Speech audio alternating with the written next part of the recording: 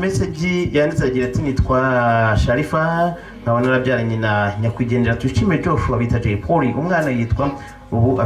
umwana babyanye amuvuze ubu afite imyaka nayo yayivuze yiga mu mwaka w'amashuri by'ukuri sinavuga byinshi Imana niyo ntangaho umugabo nyuma y'umwaka Jay Polly tumuherekeje ari byinshi twize birimo kubana no gutuza ndashima buri wese waduhaye akanya ndetse waje kwifatanya natwe uyu munsi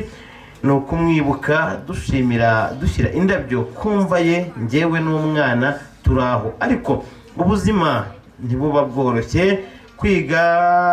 bariga ariko hari byinshi bakeneye tukabura ubushobozi birimo ibikoresho by'ishuri ibisanzwe kubaho umunsi ku wundi kwivuza turashima zimwe mu nshuti z'ingenzi zidufasha muri ibyo bibazo tubasaba ko mwakomeza kutuba hafi mwabonye ko hari abagiye badufasha banyuze kuri telefone yanjye cyangwa se ya mugenzi wanjye twanafunguye konte duhuriyeho kugira ngo ibibonetse tujye tubisangira ubona gusaranganya hari abagiri kutwigisha umushinga urambye wo kuzafasha abana harimo YouTube channel kubera aho twazatura ndetse n'icyo twazakora nk'abareberera abana n'umushinga munini usaba ko mwese mwazawutera inkunga mu minsi mike ikindi umuryango wa nyakwigendera ari utegereje ko tumwibuka hanyuma bagaterana inama y'umuryango ikemeza ko aba bana ari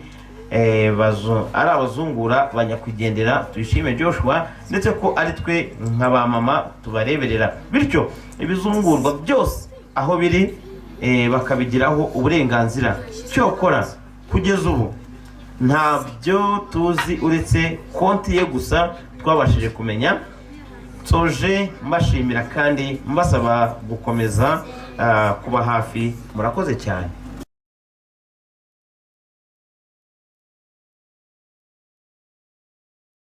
niwe muntu watunze abagore babiri ntibashwana ntibaba akabarore ntibajya mu bitangazamakuru n'umwami Sharifa meze neza urakomeye nk'umwamikazi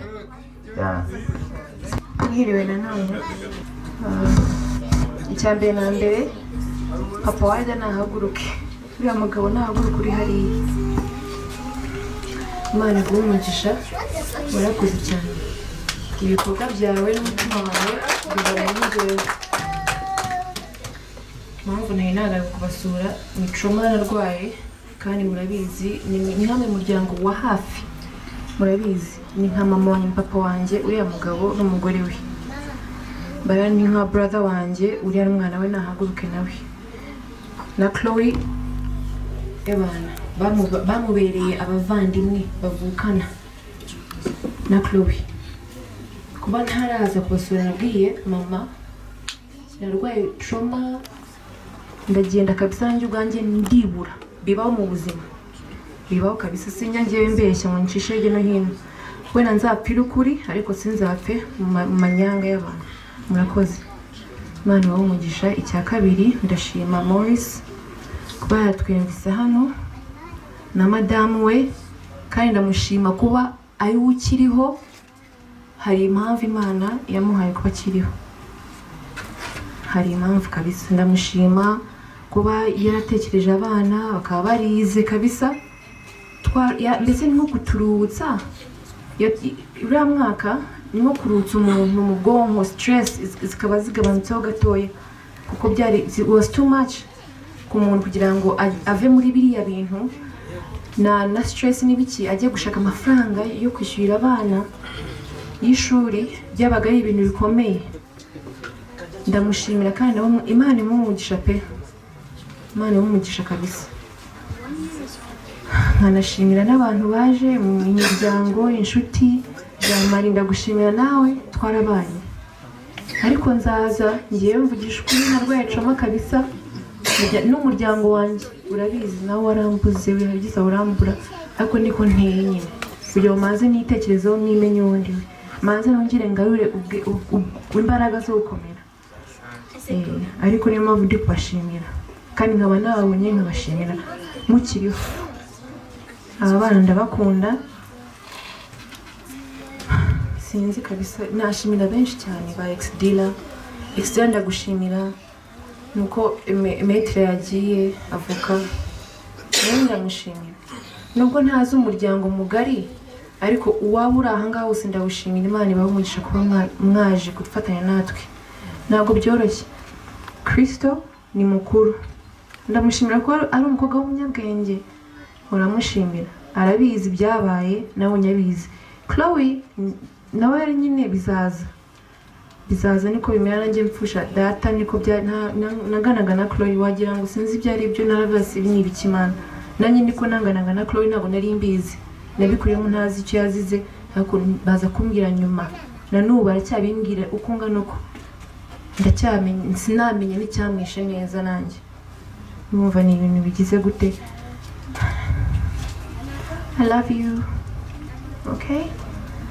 they're sisters we love you okay so ndabashimira mwese mu by'ukuri sindi kuvuga ibintu byinshi ikintu cya mbere nari nateguye ibyo kuvuga hano byihutirwa ariko ndabisoma mumbare mu nyumve sibyo kubera ko ntabwo nakwibuka sigaye nibagirwa kandi nkiri mutoya wumve trauma narwaye mu bwonko bwanjye Imana izafashe kabisa inkize ndagira ngo munyumve neza ndabisoma cyangwa umuntu ndabisoma ndabigerageza ikinyarwanda amazina yanjye ni Sharifa Mbabazi ni mama Chloe nkaba narabyaye umwana witwa Chloe wa Tuyishimiye Joshua J Polly ubu afite imyaka 6 azuzuza imyaka 7 mu kwa 12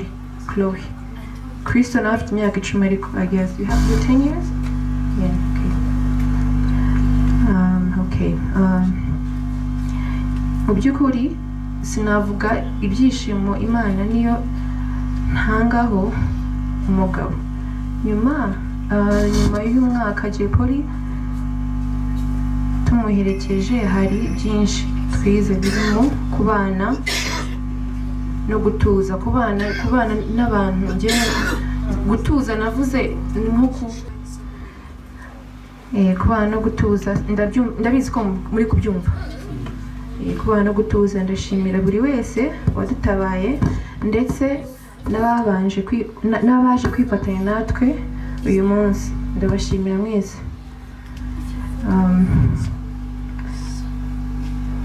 mu kwibuka dushyiraho indabyo kumva ye nashatse kuyisoma hari ariko ntabwo amasaha yari yemerewe niyo mpamvu nabuze reka ndaza kuyisoma hano kugira ngo nyine nyibuke shyiraho indabyo ze ngewe n'umwana turaho ariko ubuzima ntibuba bworoshye of course icyo nashatse kuvuga ahangaha ubuzima ntabwo buba bworoshye of course as in amashuri bariga ariko wenda hari ibindi bikoresho baba bakeneye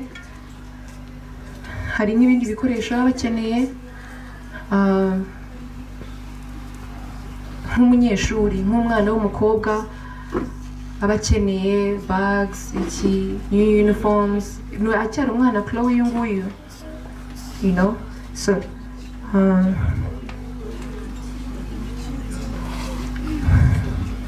sorry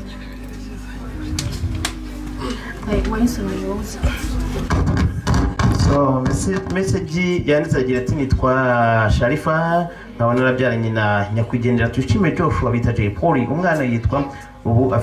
umwana babyanye amuvuze ubu afite imyaka nayo yayivuze yiga mu mwaka w'amashuri by'ukuri sinavuga byinshi Imana niyo ntangaho umugabo nyuma y'umwaka J Polly tumuherekeje hari byinshi twize birimo kubana no gutuza. Ndashima buri wese waduhaye akanya ndetse waje kwifatanya natwe uyu munsi. Ni ukumwibuka dushyira indabyo kumva ye. Njyewe n'umwana turaho, ariko ubuzima ntibuba bworoshye. Kwiga bariga, ariko hari byinshi bakeneye tukabura ubushobozi, birimo ibikoresho by'ishuri bisanzwe, kubaho umunsi ku wundi, kwivuza. Turashima zimwe mu nshuti z'ingenzi zidufasha muri ibyo bibazo. Tubasaba ko mwakomeza kutuba hafi. Mwabonye ko hari abagiye badufasha banyuze kuri telefone yanjye cyangwa se ya mugenzi wanjye. Twanafunguye konte duhuriyeho kugira ngo ibibonetse tujye tubisangira. Ubona gusaranganya.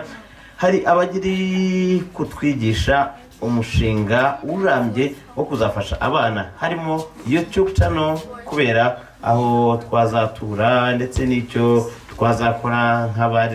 nk'abareberera abana. N'umushinga munini usaba ko mwese mwazawutera inkunga mu minsi mike. Ikindi, umuryango wa nyakwigendera ari utegereje ko tumwibuka, hanyuma bagaterana inama y'umuryango ikemeza ko aba bana ari abazungura ba nyakwigendera Tuyishime Joshua, ndetse ko ari twe nk'abamama tubareberera. Bityo ibizungurwa byose aho biri bakabigiraho uburenganzira. Cyokora kugeza ubu ntabyo tuzi uretse konti ye gusa twabashije kumenya. Soje mbashimira kandi mbasaba gukomeza kuba hafi. Murakoze cyane. Sharifa ndamushimiye cyane, kandi Uwiteka mugenga wa byose akomeze kubahuza nk'umuryango. Amahoro y'Imana bari namwe. Mwakoze kuza, mwakoze kudutabara, mwakoze kuza kwifatanya natwe kwibuka umuvandimwe wacu Poli. Narahatubereye n'iby'agaciro, namwe nimudukenera natwe tuzahababera. Poli yari umuntu mwiza, umubyeyi mwiza ku bana be. Nta bintu byinshi mfite byo kuvuga, nta nubwo nabona naho mpera ngo ndangize. Ni birebire. Murakoze.